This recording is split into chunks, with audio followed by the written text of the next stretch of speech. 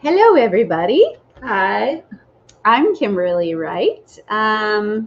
I work with Karena, but also work as a consultant and have great admiration for what Gary's doing and have been doing some things in and around 805 startups for a while now. And I continue to support what he's got going on.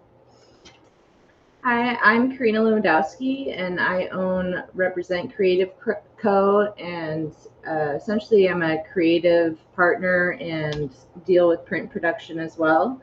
And I've worked with Kimba on many projects, and thank you for having me today. Love it.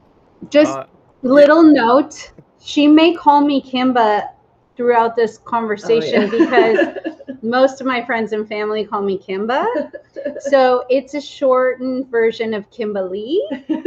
So yeah, it's still the same. Kimberly. So don't be confused. yeah, people, don't be confused. Keep up. Kimberly, real quick, to get a little more background on your area of expertise and your experience, I'd love to hear more about that. I know you well. I know you do a bunch of work in nonprofits and marketing and branding and such, but Mhm. yeah, could you share a little bit more with the group about that? Absolutely. So, at a young time, or I should say, an early time in my career, I kind of dove into a number of business concepts and ideas with my then partner and founded some companies that were based in retail, the music industry, some hospitality. And in the process of building businesses from the ground up, I learned quite a bit.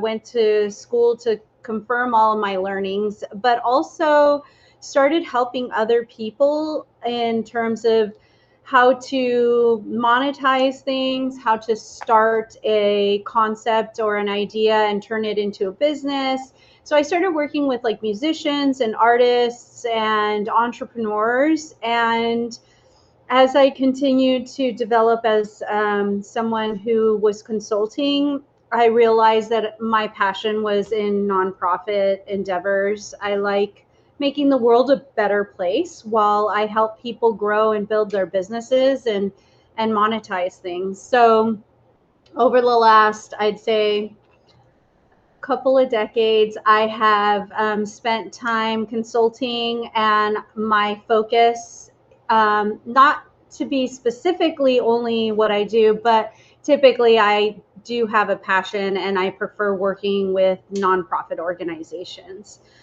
So, yeah, that's most of how I found myself in this point in my career now. I love it. We had Rachel Power with us yesterday, and she also has an art background. So it's a lot of fun having more artists represented throughout these office hours with mentors, because as we discussed like yesterday, there's such an important aspect of creating art that the methodology of understanding what result you want to, you know, have when people engage with your art, the experience they're having, it really informs what you do in regards to every aspect of business, creating an experience for your employees to have, experience for your customers, experience for, investors, co-founders, strategic partners. You always want to give them an enjoyable experience, and you want to work towards that in some fashion. So I'm curious, like, from both of you, while you wait for wonderful questions to get in from people watching, don't be shy, people. I'm curious, given your art backgrounds, how has that informed the way that you approach either the the problems that you're trying to solve, the art you're producing in, client work or an advertisement or print work, or also in operations? I'm really curious, like, yeah, how that experience has played out over time in different projects. That's actually an excellent aspect of this whole conversation. And it aligns itself with both of us and what we do. For me personally, I've always had a bit of a I've always been a little bit protective of artists. And the reason being is I see that often people think that art is, I don't know, there's this perceived notion that it doesn't carry the same value in many ways in terms of business, which I find challenging. And a lot of times artists are incredible at their craft, but they, need support in terms of the business aspects. But I've always been really mindful about like, how can we be protective around making sure that they're, artists need to eat too, but also um, just ensuring that you're like having that integrity of honoring what art can look like. Because if you think about it, in every aspect of everything we know in today, in our modern lives, art has somehow shaped everything that we experience, from our clothes, the way we present ourselves, the way we speak, the way we communicate with each other. There's a lot of things that kind of lean into that. But aside, I'd like to segue a little bit because of the fact that when we, meaning Karena or myself, work with a particular client, um, the creativity and the aspects that relate to artwork and the creative arts is like at the utmost importance and valued for the exchange, right? So I feel like Karina, being that she takes people's imagination and she turns people's ideas into something tangible, something that has been realized, something you can physically touch or see on a wall. So I'll let you talk a little bit about what you think about, the arts and creatives and things like that.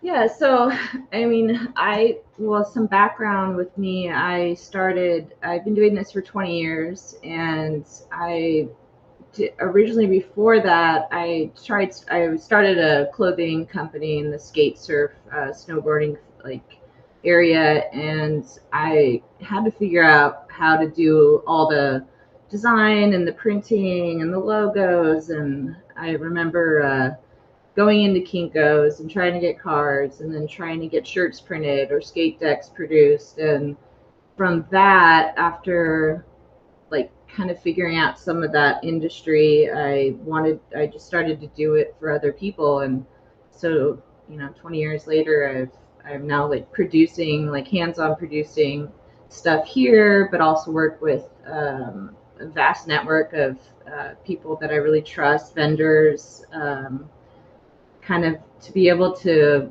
produce whatever it is that a client is needing, based on their budget, their time, or whatever it might be. I'm curious about this another thing because something that stood out in regards to the art and how it influences so much of like who we are, and like Kimberly said, like our clothes, right? And we use art to express ourselves, use art to signify to other people how we want to be seen, right? Like this is the type of personality I have. This is like the type of culture that I represent or the group that I'm a part of. Like whether like like you said, Karina, like skate surf culture, right?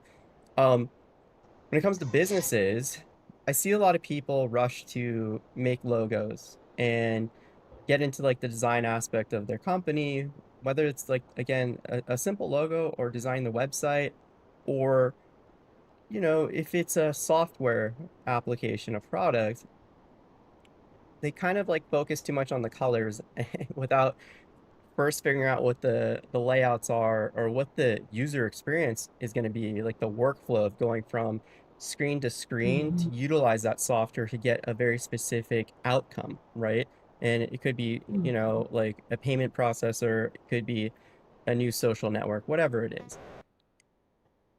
I'm curious in your experience, when people are rushing to do those things, do you feel that it's critical for them to spend some time first defining their mission statement, their value statement, cultural statement? And how influential are those statements to defining what your brand is and creating a cohesive brand for others to really kind of resonate with? Yeah, so I do feel that the brand is as much as a feeling and an experience as it is like what it looks like, whatever colors it is. So it's not so much about what it is or what it looks like, but how it makes us feel, and um, and then how those companies can um, you know relate to their consumers, their the people that their fans, the people that buy their products. So yes, for the new startups, like definitely, I think being their most authentic self is always important to you know to be able to tell people this is what we're about, because it is much more about, you might have a great product, but if the culture within the company isn't so great, I mean, a lot of people, you'll get lost, you'll lose clients from that. I want to touch on this because I actually had a chat with her about this. And one of the ways that she and I collaborate together and have worked with clients is in the branding assets, and really building the brand part of the company, which is one of the many layers, right? So I was just mentioning to Karina that I still to this day work with lots of companies. Some of them have been around for 20 years and they had never really taken the time to develop their brand, which I find so interesting because it's a really important step on how you convey. What's the tone of the language that you use when you convey what you're selling? What are the color, what do you want people to feel like? You've made note about, like, what is the experience of people when they come across whether it's a product or a service, when they come across your company, like what are they experiencing? Is it flat? And on the inside of it, like, I see a lot of times owners, they don't understand how valuable and important it is to take the time to truly fully develop your branding. It's not just a paper wrapper, it's not just a Instagram post, it is everything that your company is wrapped up in. It's like the shell on an egg. It's necessary in order to keep it all together, and you have to be able to fully formulate it in order for someone to understand, hey, look, that's an egg. You know what I mean? So truly, I say branding is such a necessary piece. And Karina and I have come together with a couple of different, clients, where we pull them way back and we say, what do you want people to experience?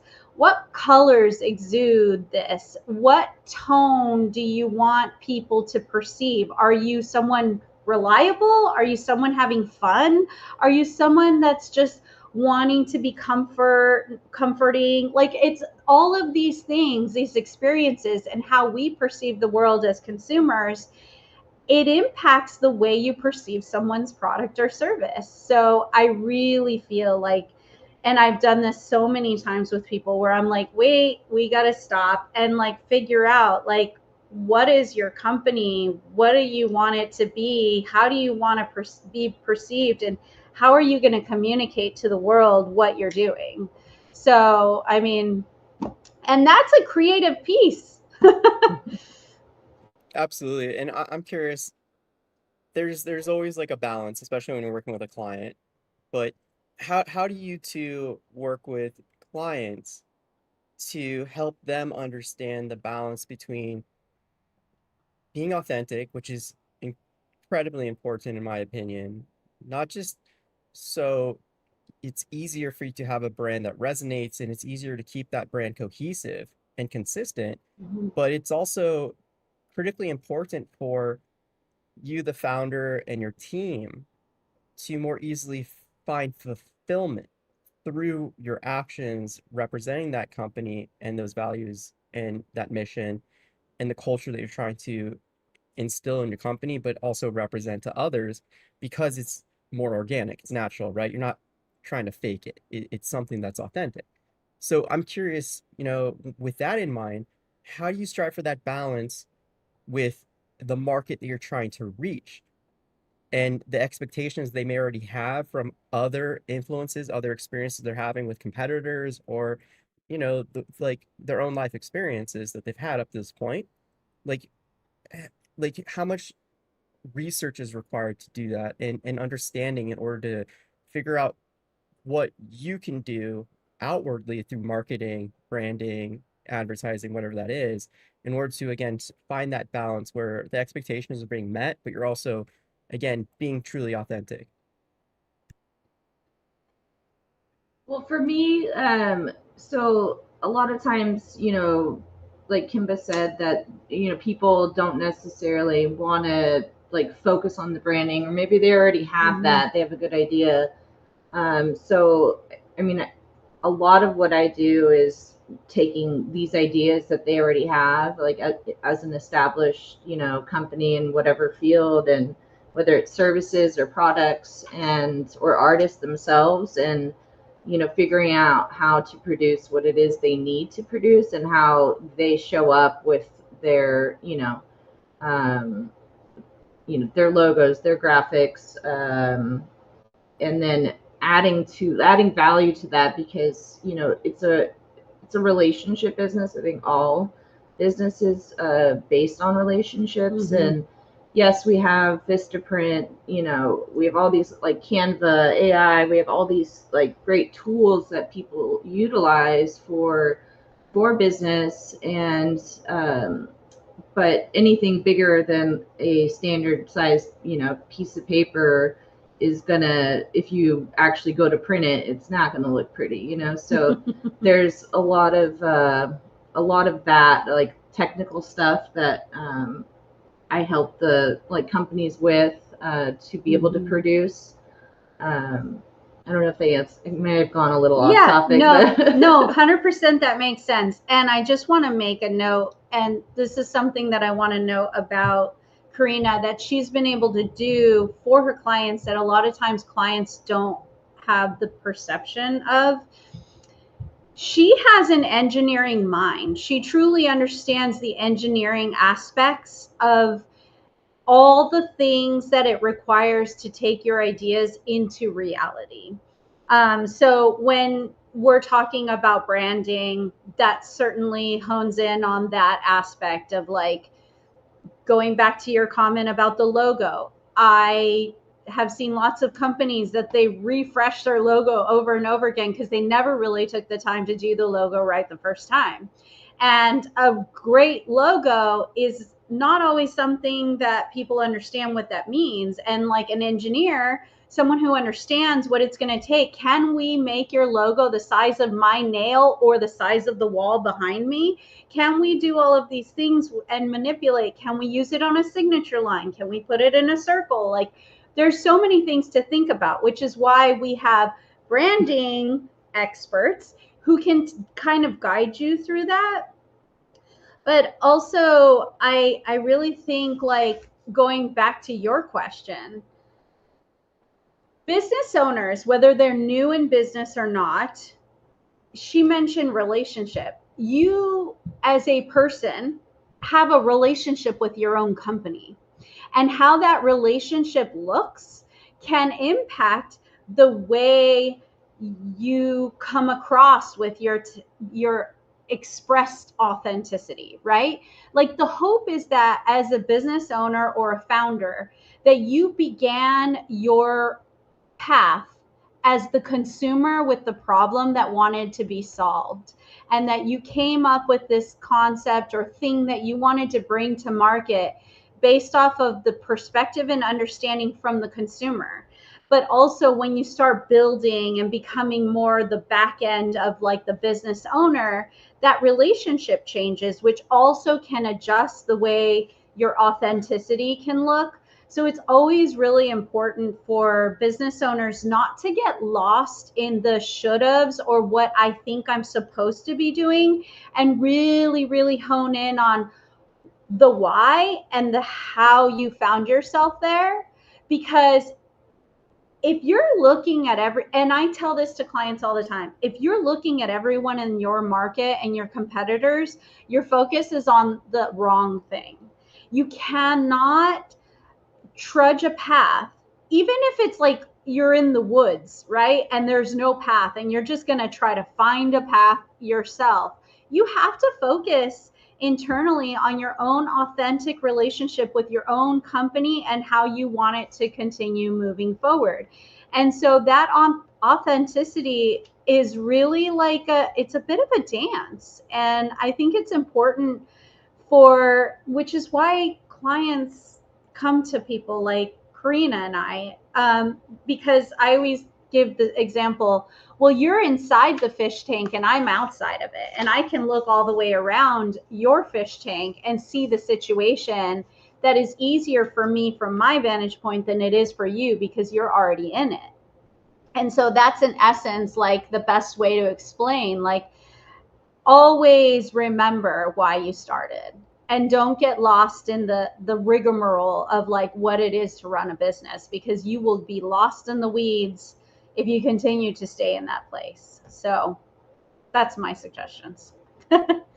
Yeah, you both brought up some really good points. I'm always like going back to the why. Like you need to consistently ask why behind everything. It's how you establish context for what your customers want, what an investor, is looking for, what you're trying to accomplish, and how you're going to Mm-hmm. do that. And I think, Karina, too, it's also important what you brought up in regards to a little bit of the dangers of using some of these tools, AI, like especially today, that's just it's everywhere and everyone's getting like, swarmed by it on every channel, and a lot of people are pushing others into it thinking that it's the best solution for you. It's going to save you money. It's going to, do this and that. But as you kind of highlighted, it's likely to cost you more money if you don't understand what stage you're at and what you're using the tool for. And, the simple reality that, okay, it's going to produce this logo that one, you can't copyright because it's not created by a human being. So legally, there's no ownership of that. So as Mm-hmm. a company, it's going to be very difficult for you to use that and protect, this logo that you're using in that way. And then the other thing too is that you'll likely have to get it redone anyway because it's not going to translate to the situations that you need it for, right? Like, you pointed out if you're using it on, a small little print, it's not legible. You need a new logo that is legible at a small size, right? Um, so I'm curious too, like what are some other, I guess, cautionary tales that the two of you may have with engaging with some of these tools like AI or Canva or something else like that, which seems like an obvious kind of time saver, opposed to working with a professional that is able to bring that nuance and understanding of context and an immense amount of experience with all these different situations. So I will never talk a client out of AI. And I work with so many different types of businesses, and sometimes businesses that are just starting up, like single family household, like, maybe somebody has a dream to do something. They're not necessarily, have the budget to pay for, design work or branding or like a logo package. So, and for me, I'm I have such a diverse like clients and industries that I kind of just I work with whatever they have, So I've had some clients that had used AI to kind of create a general logo, and essentially like they were absolutely happy with it. and I was able to, you know, spend the time to vectorize it, to change things that were like not correct in AI, and be able to just provide them that. So I'm never, you know, I guess the cautionary tales are, it's not my prerogative to tell them to use it or not. I just, if they want to use it, I work with them to make that happen. Or if they want something totally original, then we can have a conversation about that. But yeah, I think it does give people at least the ability to go through what it, like the things they like and don't like, which sometimes allows me to have a better picture than, you know, somebody just texting me words, right? So they've had the opportunity to maybe go through different things. But again, it'll never be like perfect. There will have to be work done to it in order to make a product tangible, or if they want to go to an event and have like a canopy made, all of the things. So well, my word for cautionary is change. Because if you ever make something with AI and want to change it, you better find someone like Karena. Because you can't change it. AI doesn't understand those things. But here's what I'll say, because I do very different types of work than she does. I like to use it for what it's good for. And I'm trying to find the right words. There are things that we enjoy as people because we're human, right? Like going back to art, creativity, things like that. And then there are things that machines do really great with. One is sorting through data, information. And sometimes as people, if we're at a starting point and AI maybe takes some kind of inspirational verbiage from you and can like do something what I call throw some spaghetti on the wall and you can start working, I think that's an opportunity for you to use AI to inspire whatever the results you're tending or wanting to lean into or go towards, without having that like skill set that you're looking to utilize to get there. That's a great place to start. But I caution people to rely or to lean on AI too much, because AI is not going to provide you with the results that ultimately you wish you could get. But it might get you started. It might help you sort through some ideas, maybe throw some spaghetti on the wall for you to see what sticks, in terms of like style, words, whatever.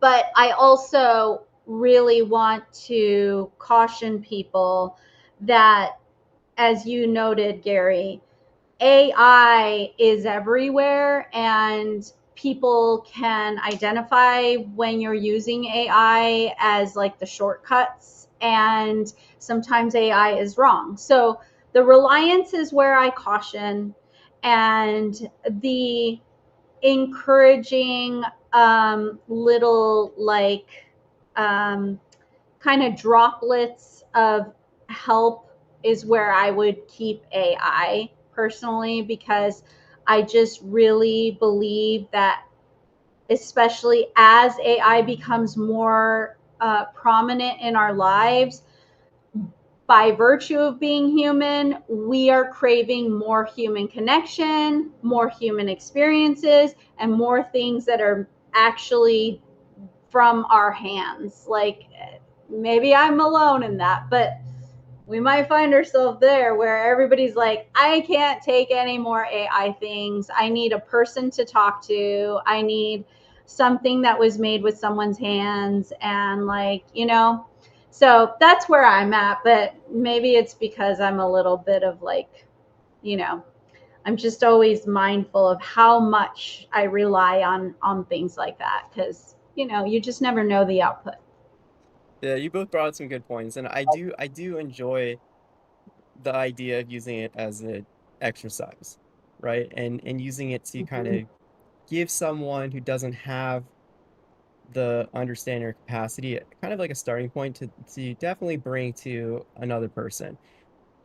I think that could be Mhm. helpful to just kind of like, yeah, be aware of here's some fundamentals of design, here's some aggregation of points of inspiration, and have them, like you said, Karina, review those things and sort through them and try to make some basic selections in terms of, yeah, you know what, this is kind of the vibe that I feel is in alignment with what I want to do. And then they can build on that for sure. And yeah, you know, Dr. Paxmer said too, the issue with AI LLMs is always the same. If you don't know how it works, you're going to have a problem down the line. And that's true as well. And I see this often with engineers trying to build software using AI to, you know, solve a problem for an industry, a market they've never ever had any, you know, touch points in. They just see it as like a money opportunity. It's like, oh, I'll make a AI software solution for SaaS companies that do design work. And it's like, okay, have you ever been a designer? Do you know anything about the workflow, live reality? No, but it's all right. It's AI. It's like, okay, you're using technology to AI's got automate it. this thing. Yeah, you're Yeah. automating, you know, stuff that you don't understand. Like it's just the most basic stuff. Yeah. But yeah, and then Dr. Marshall Paxmarl said, not only bugs, but if you build a website or app, you have users, you're going to expose their data 99% of the time. So yeah, there's so many different things that, yeah, there are reasons to be cautious of it, but in limited scope for more personal kind of exercises to kind of get some of that understanding, if there's a layer between, you know, what you're doing and then bring it to market, then there's less to worry about, and there's more opportunity, again, like Karina, you said, to really gain some, you know, understanding and knowledge from that. I want to go to another area, and for the people that are just joining us, because we've had people popping in and out on the different services that we're showing this on, Karina, Kimberly, they're here for you, not to talk to me. I'm just filling in for right now because a lot of you are being shy. So please post some questions in chat. I Yes. I just want to say one last thing about AI, and then I'll let it lie. Um, Most people forget that when they're using AI, going back to the logo, that becomes uh, data and information that's majority speaking being utilized outside of the way that you're using it. And if, you know, maybe you've had the skill set or the mindset to go in and go on the back end of a lot of the platforms that you might be using to use these tools to make sure that it's not being utilized. But for the most part, people forget that everything that you put into that AI isn't going to be just yours. It's not just between you and AI. It's going into a whole world, a whole. So that's another thing. Just remember, it's not all yours. This isn't a private conversation when you're talking to AI. No, that's deeply important too. Point. And that's another thing Yeah. where some of the more business people, they're using AI that lack some of like, yeah, the, again, capacity. Details, data, images, all of that. Yeah, yeah. If you're not paying for a like very specific tier of service from some of these AI companies, that it requires them to delete any of the information that you put into the system like immediately after it processes to like act on.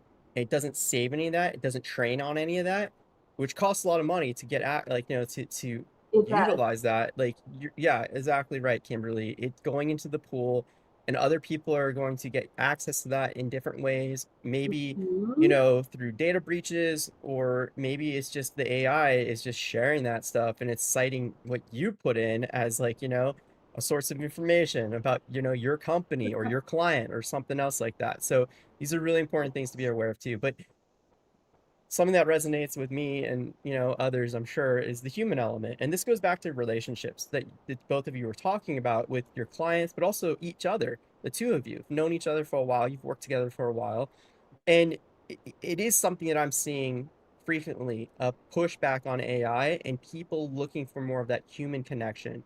And I'm curious, as a starting point for this, like, like kind of layered conversation about relationships, when it comes to branding and the clients you're working with or yourselves, like how effective are you seeing putting yourself out there as a human being and finding opportunities to have real conversations, either face to face, over the phone, FaceTime, versus using an AI, like cold outreach bot to just like spam people and stuff, or even like, in your messaging and marketing to highlight that, hey, I'm a real human being in your local neighborhood. I'd love to just like spend some time with you, learn about what you got going on, and how effective that is versus again that more off, that more hands-off kind of approach that is really great at scaling volume, but it's missing that human element.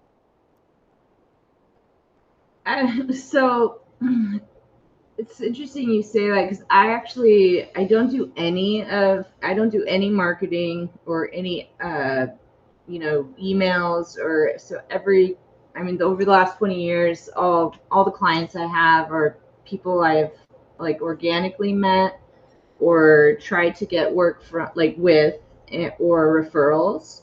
So I'm very much, yeah, it is like a personal call or texting or emailing and reviewing stuff, them coming to my shop to go over colors or prints. So for me, it it is all relationship, and it is all like organic, and they're relationships I've had for some for 20 years, that are consistently using me. So so that for me is how I remain authentic. But yet there is the other aspect of actually putting yourself out there for people to find you versus you know being meeting me or getting a referral to me. So I am seeing, I'm just going to make note on like all the work that I've been doing with companies lately related to marketing. And something that I see that I'm not sure business owners are acknowledging yet, but it is really nice for a business owner, because in the past maybe they used a designer or someone else to help them, and now they can kind of just whip out a really cool like ad and just put it out in the world. But I'm finding that people that are utilizing AI in this way, especially specifically for marketing, um, the output isn't there, the numbers aren't there, the return isn't there, even though you're doing less time, less money. And I'm finding that to be interesting. I believe that the market is changing the way that they're allowing and perceiving AI. I mean, I've, and no offense, AI who's listening, but like a lot of people are calling it AI slop, and I'm not. I hope I don't offend anybody with that, but it's just too easy and too quick and dirty, if you will, to just throw out something, have this caricature that was created by some AI, and make it your new like trended ad campaign or whatever. And you look at the numbers, you look at the stats around these types of marketing activities, and it's just failing.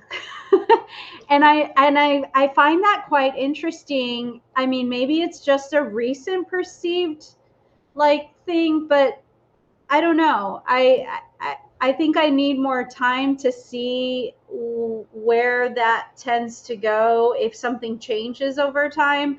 But in the last year, with the handful of people that are asking me to like help them with their marketing and seeing what they were doing with the AI and acknowledging that there's just not any impact, there's not any response, there's not a lot of like return on their efforts, that to me is says a lot. And I'm not exactly sure what it's saying yet, but I think we can all like kind of make assumptions on what the future will look like. I don't know what it will be, but certainly that's my personal experience. Yeah. I think there's a couple elements, and Dr. Paxmore, always, always talkative on Twitch, says people hate AI generated shit. And I'm thinking about this again more from the relationship human perspective. Like why? Yep. Why is that? And like I've shared this story before, and it's a story that I saw on I think Conan O'Brien probably like 20 years ago. There was like an actor or actress who uh was sharing their story of coming across the country to move to LA, and how Mm. along the way their car broke down and they didn't know how to change their car tire. The tire like got flat. And they were trying to like, Mm-hmm. hey, I need help, I need help. And no one stopped. No one stopped. And they ended up walking like, a quarter mile to the call box, called for a tow truck, and then, took care of it. And after that experience, they learned to change their tire. And years later, after they'd been living in Los Angeles for a while with all the construction that's always Mm-hmm. going on, they had another flat tire. By the time they took out the jack and set it down, two cars already pulled over to help. And it's just this element of humanity where you see someone trying to help themselves and putting that effort. There's something that makes you feel inspired, motivated Wow. to connect with that and want to contribute. And I see this happen all the time. And I'm sure, the two of you, I'd love to hear about, your experience with this, right? When you have someone come to you and it's like a new client and they're putting in a lot of effort and a lot of work and they might not have the biggest budget, right? But for me, like I'm willing to like make some concessions. I'm like, you know what? Like I feel if I were to take a few risks helping you out, taking less money or doing something like, as a barter or some other like trade that again doesn't put cash directly in my pocket, I'm willing to do that because I believe you'll respect that, you'll cherish that, you'll Mm-hmm. grow from that. It'll be worthwhile as another human being to a human being. And same thing goes for Mm-hmm. like, mentoring. Like I love mentoring when I'm helping people that I know are gonna like feel that.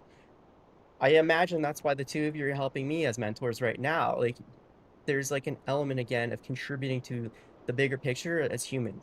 And so when it comes to relationships and clientele, like Karen, like you said,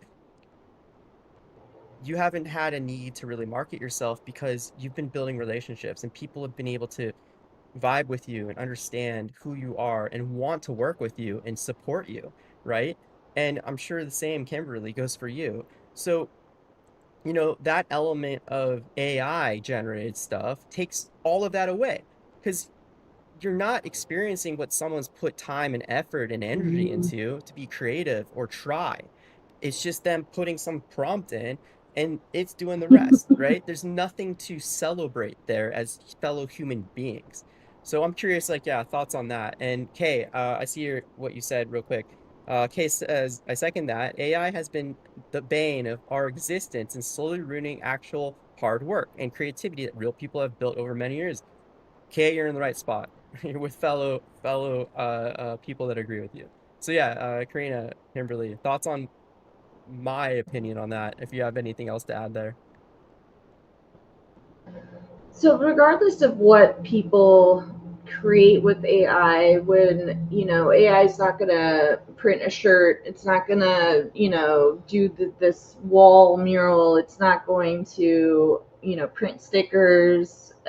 So there's the tangible part of what I do with design, that does very much need all the all the skill set, trying to figure out you know, not only like merch and printing, but really just kind of trying to be very resourceful. So, if I can't produce it in house, like having the right connections to get it produced, and those specialists, fabricating, all the things that AI will never, or I won't say never, but has not touched on. Um, so that I don't feel like, really a threat with AI. Because before AI there was Canva, and just things that allowed pretty much anybody to be a designer. But there's so many amazing designers that don't necessarily understand print or understand how to make this product tangible. Um, the colors look great, the logo is wonderful, but then, how do we make that, how do we bring it into the real world? Like, how is our product show across, like in the stores or on on cars, anything. So Yeah, I agree with her there. And I'm just a big fan of the like thing better together, right? I have always really believed in more minds, more perspectives, more vantage points will lead us to a greater outcome, output, maybe perspective. Um, and I just really believe that our human nature is a big part of this, and we really crave and need. I mean, yes, we can use tools. We've never had issues with hammers and fans and things like this. So AI should stay as like a tool for the things that it's good for. But certainly we need to, going back to the cautionary tale, we need to make sure that we keep it in the right place and not at the helm in any capacity. Because AI is not going to be buying your product. AI is not going to be buying your service. People are. And so we need to have the vantage point of the human experience. And I think that's just the reality of it. Like, um, we all need these relationships, and I see that people that are willing to collaborate, that, like what you're doing, Gary. So many people, if you look at the stats, so many people have gained so much insight, so much connection and support just by virtue of networking and interacting and having exchanges. And like something as small as like what's going on with me might inspire someone else for something that they're thinking about that has no relationship to the conversation, but certainly like that experience of the conversation maybe pinged someone in a way that it's like now they just had a breakthrough in some way. So I just, let's keep our pencils and pens in the pencil box, and let's keep AI in its little corner where it belongs. Yeah, I appreciate this. Dr. Baxmore shared some fun videos that I'll post in the other chats too. And Kay I love it. also says, what about environmental impact that it causes for the future as well? Data centers have become a huge issue in many countries Seriously. or counties where I live, being built without the locals' permission or votes. They're building them in the middle of nowhere or smaller cities where natural land should be preserved. Absolutely. Like, yeah, I mean, definitely get political with all this, but like we got limited time. But yeah, it's a travesty, like I said in the chat over here. Yeah, best thing you can do is elect Lean officials on that want people. to fight against that. And we're lucky right now to be in an election cycle with a number of people trying to like, contribute and fight back. And the best thing you do is get involved, pick up the phone, join the phone banks, volunteer, knock on doors, anything you can do. And if, you're kind of limited by that, or, you got other things kind of like getting in the way, you can always just, donate $5 and tell a friend, hey, check this out. They're fighting for our community. Um, we're coming up on time, and, a big part of, me being able to do this and make an impact is because of you two, Kimberly and Karina, contributing as mentors. And yeah, you're both amazing. You know, I think hang on. Okay, Sherrod just posted something. Let me post this over here, and then we can yeah touch on this. Okay, so Sherrod over on Discord says, I'm late, so apologies. I have a hobby community at 200,000 or 290,000 people that I run.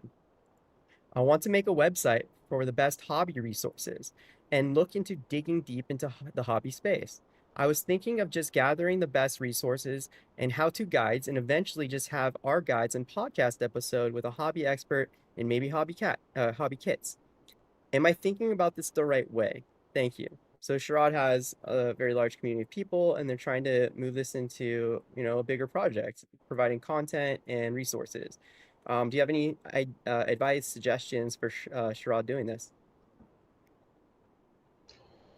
So I think that it's great that he's recognizing that, this project is going to involve, a lot of different experts, and people that are also interested in that field. And I think that, it's always great to have, to have the idea, to have the structure, and, the value that you feel it will bring, to anybody.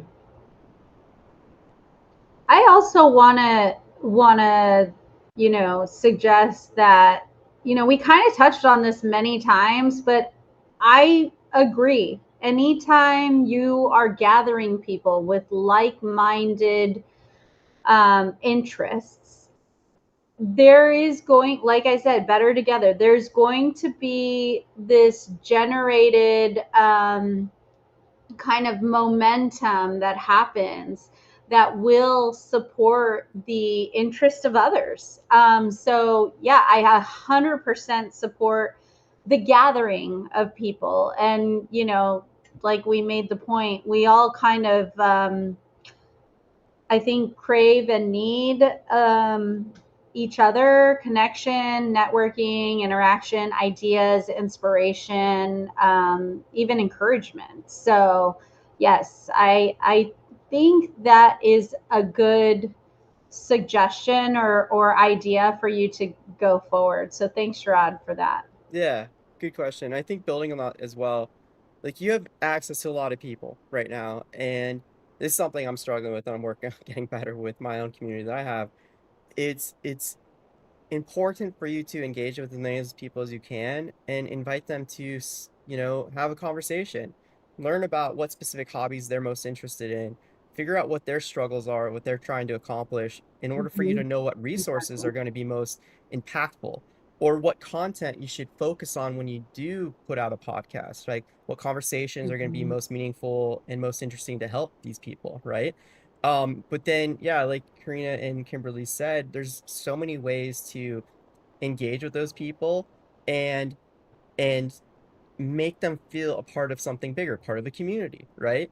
So kind of think about like the easiest ways to engage people and make them feel seen and heard and part of something that's bigger, part of the community. I think that's a great starting point. uh, uh yeah. We have a question from Slayer Darth on Twitch. I guess for Kimberly, if someone wants to start a for-purpose business but doesn't want to set up a nonprofit, what are some other models they can look at? Mutuals where their customers own the business, or other such like suggestions, ideas. Yeah, so I've helped a lot of people start businesses, lots of different types of businesses, including nonprofits. So for purpose, I'm trying to understand, are we talking like, is it a community benefit? Are we making the world a better place, but you want to have ownership? Is that, I'm going to make the assumption that that's kind of where you're leading in. And without like truly advising you, because I don't do like, I'm not a lawyer.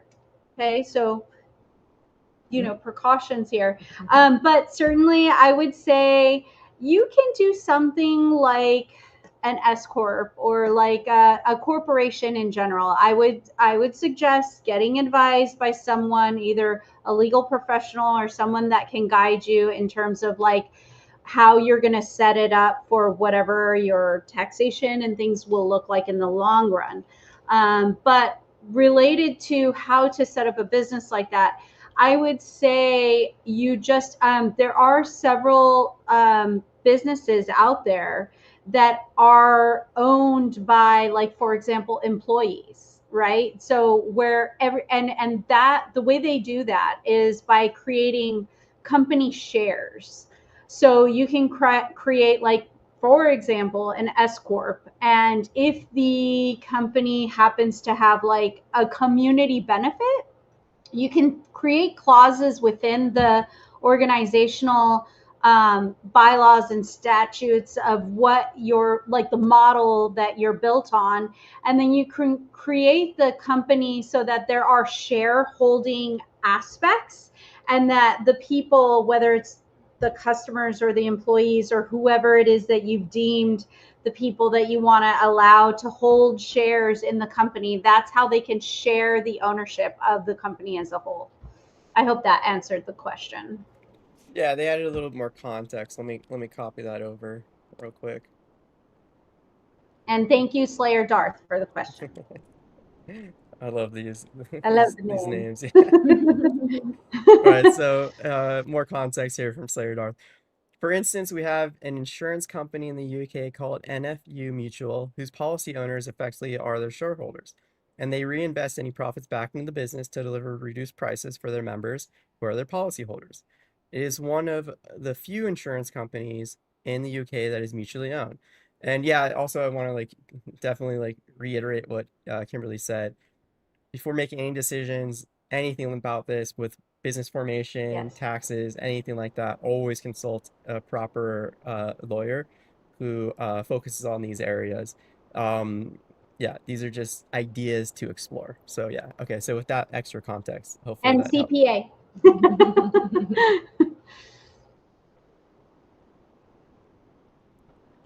Yeah, so yeah, it sounds like yeah, yeah, you mentioned yeah, a mutually like owned like business definitely falls in line with these things. Yeah. So cool. Let me see. Yeah, Slater also said we also have social enterprises, officially CICs or community interest companies. Not sure what the US equivalent is. I mean, that kind of sounds like what like a B Corp, right? Is like meant to be, or Yeah, there's a handful of ways that you can go into these enterprises, but yes, you can do. I'm because there's not only 501c3, right? Like, so certainly I would suggest, especially because, I mean, maybe you're in the UK and we're in the United States. California might be very different than another state in the country or another country. So yes, get legal advice for sure. okay. Legal and financial, because always the taxation aspects and how the model behind how the money is dealt with is key to the incorporation or the development of any starting of new boards. Yeah, and the other thing too, like yeah, like CPA in America, USA, or whatever the equivalent is of a Okay. licensed accountant in the UK, but also again the lawyers. Many of these people who are working with many other companies, helping them decide which path to take is best for their business goals and the market and what they're trying to accomplish. They're going to likely have a lot of good suggestions as well. And you should always get like, a second, third opinion and Mhm. compare and see what's up. So I'm really glad, yeah, I can't believe you brought up this stuff. So we're over time, and I don't want to like keep you too longer because you've already been like yeah generous already. Before we go though, do you either of you two have any final thoughts? Anything that you really want, anyone that's watching to be left with in terms of building their career, following in your footsteps, starting their own business, anything?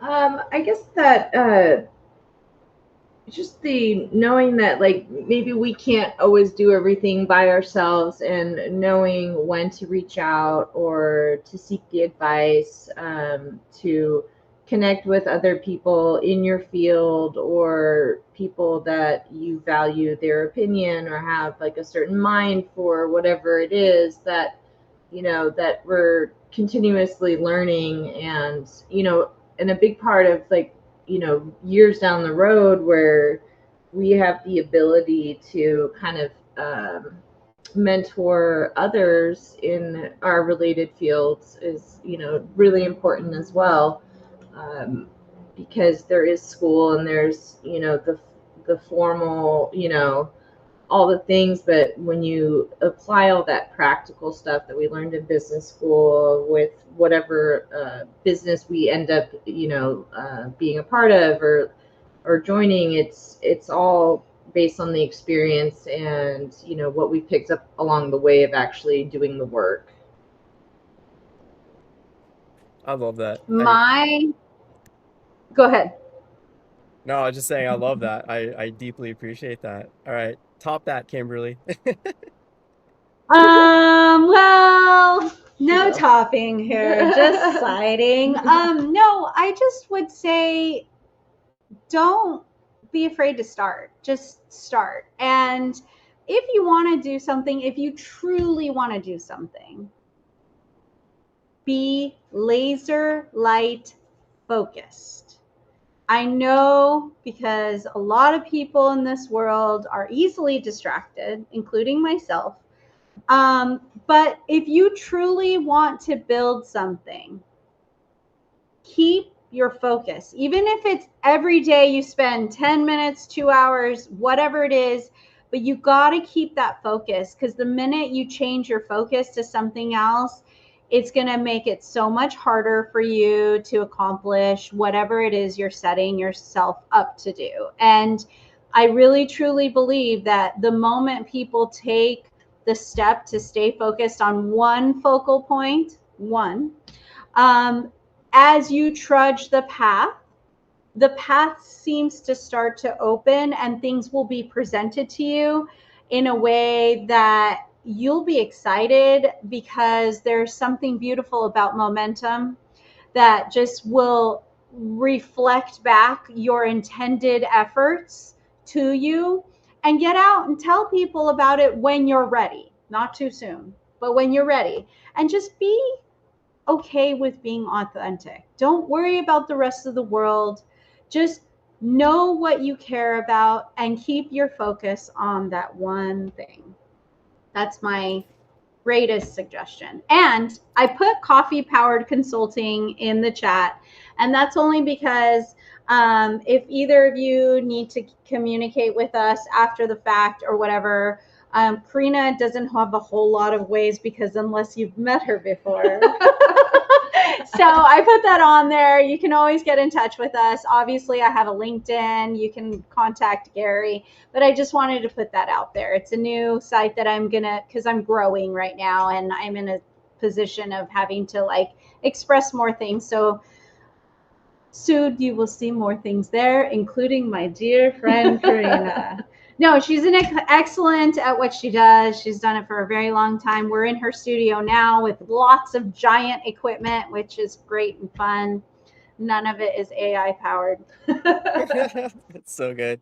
And yeah, that was a trick question. There is no topping that. It's just beautiful all around. And yeah, I love how you built on what Karina said as well. And yeah, I hope everyone leaves with at least that, that inspiration to be a part of the community, get involved, and foster those authentic relationships. And the two of you are definitely a testament to the value in that, having known each other for a while and worked together and shared in so many different like business opportunities, professional opportunities, but also being good friends, right? So yeah, it's Yeah. Well, we actually met because she hired me to start a nonprofit. So that's like, I mean, like, and it's just grown ever since. So just be happy, choose joy, do cool stuff. I love that. It's a good message to end on. So thank you both so much for your time and wonderful insights and advice. Thank you to Slayer Darth and Sharad for asking some really good questions. It took a while for the audience to warm up a little bit, but yeah, I hope everyone got some real good value out of everything else we got to talk about today.